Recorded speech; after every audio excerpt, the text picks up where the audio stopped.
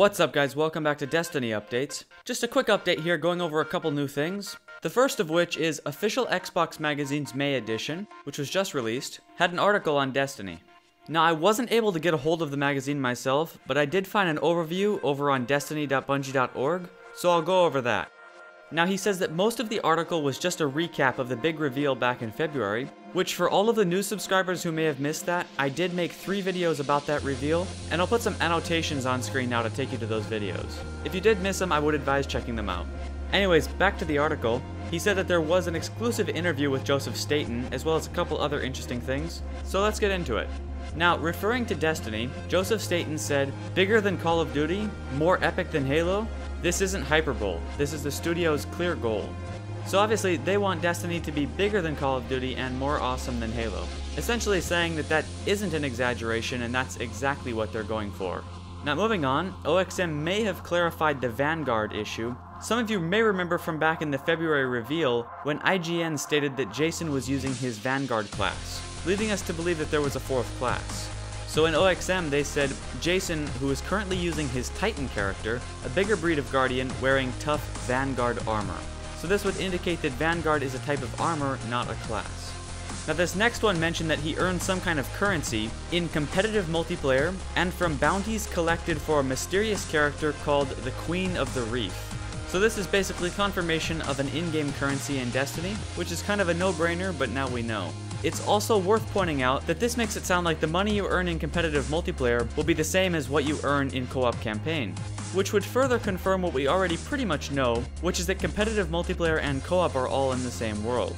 Moving on, Bungie claims travel in Destiny will be fun, compelling, and timely. Now that might mean ground travel, space travel, I don't know. Now if we can fly our personal spaceships to different planets and control them manually, then that is pretty fun and compelling, but I'm not so sure about timely, we'll have to see how that works out. Continuing on, apparently 2 new classes or types of Cabal were mentioned, the Legionnaires and Centurions. Now throughout the concept art and the in-game footage, we have seen some variation in the types of Cabal. I'm guessing it's basically like different ranks, but we'll have to see. Next up they said it's eerie, otherworldly, and beautiful. We recall our awe of first exiting a Halo dropship, or scouring a new Mass Effect planet. So they're obviously going for a feel where when you step into newer environments you'll be amazed and want to explore them further. Continuing on, Marty O'Donnell noted that new tunes that more directly reflect what's happening on screen will be crafted. So they're putting a lot of work into making sure the music matches exactly what's happening. Now the next thing comes from Joseph Staten, and he says, "We spent a lot of time looking at episodic television. Any shows that have managed to sustain a universe for many years. So they're researching other forms of media and trying to learn from anything that's managed to keep a universe going for a long time, since that's what they plan to do with Destiny." Now the last thing, also from Joseph Staten, says, "Destiny is a choice. It allows you to buck fate and carve your own path through the world." So that further confirms what was already assumed, which is that Destiny is open world and will allow you to choose your own path. So that's it for all the interesting and new info out of OXM's May edition. Now the next thing from IGN is a new interview with Joseph Staten from just 2 days ago, and he talks a little bit about what Destiny is doing better than Halo did before. So let's get right into it.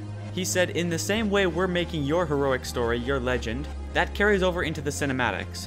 You're the star of the cinematics as much as you're the star of your own heroic tale. So if you're playing in a co-op way, we're not going to do that crappy thing that happened in Halo games, where if you're playing co-op, you don't show up."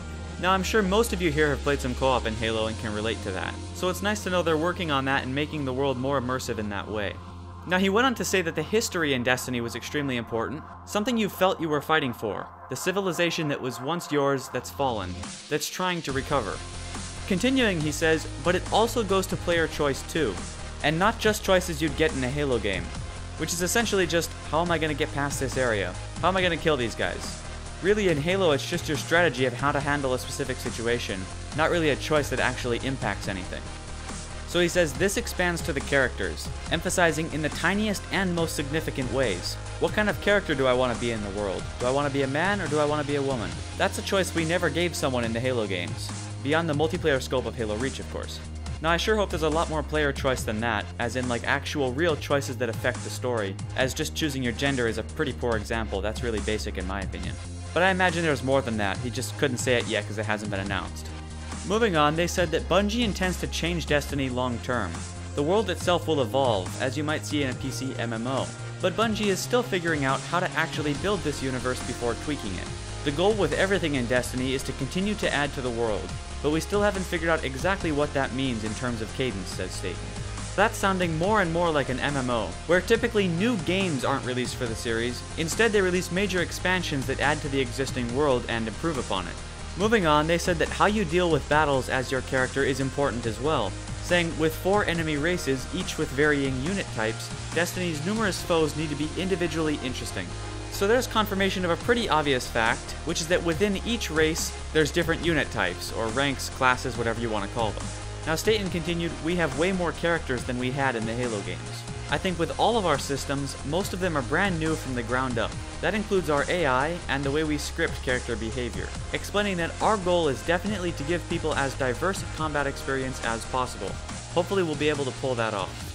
So anyways, that's it for this update. Feel free to leave a like if you enjoyed the video. Be sure to subscribe to stay up to date on all of the latest Destiny news. Thanks a lot for watching, and I'll see you in the next update.